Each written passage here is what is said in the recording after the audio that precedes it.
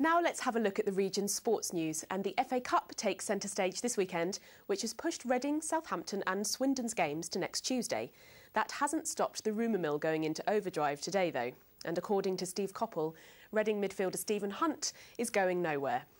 There were reports that the Royals had accepted a £5 million bid from Wigan for the Irish international, but Hunt was training with the rest of the squad today as normal, and the manager insists the 27-year-old isn't about to leave the Medeski.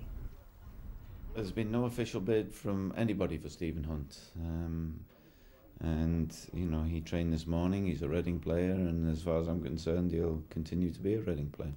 So nothing on the table, no faxes have arrived? No official contact between Reading and any other club regarding Stephen Hunt. Aldershot Town are in action tomorrow at Bury. When the two sides met at the EBB in October, the Shots fought back from 3-0 down to earn a draw in a 6-goal thriller. Gary Waddock is without the suspended Danny Hilton, but keeper Nicky Bull and striker Marvin Morgan could return from injury after missing the game against Notts County in midweek. In the Blue Square Premier, Oxford United travel to third-placed Crawley, where the U's will be looking for their fifth straight league win. Chris Wilder has made another signing today. Midfielder Damien Batt has joined from Grays Athletic and will travel with the squad tomorrow. Elsewhere, struggling Salisbury are at home to Stevenage. The Whites have a real injury crisis, with 3 players ruled out and 2 more doubtful.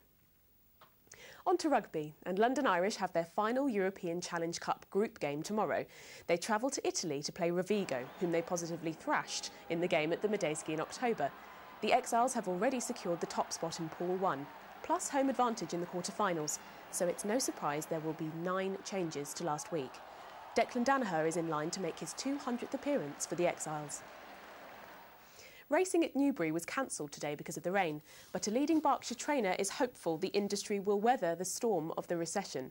At a meeting in the racing village of Lambourne, trainer Charlie Mann warned some of his colleagues not to be too negative about the economic climate.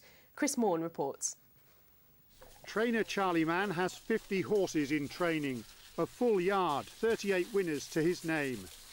Air Force One is the stable star, hopefully Gold Cup bound in March. There's a positive atmosphere here. All around we hear reports of jobs disappearing and financial strife. But Mann believes this sport, especially its all-important owners, are well placed to cope. The person that's probably got 3 or 4 horses might be down to 2 horses, but I mean, a lot of the owners are recession-proof because they've got money, obviously. But, you know, we are one of the 3rd largest industries in the country, racing, so, you know, we'll pack up tomorrow, so there's still owners around, horses are still here.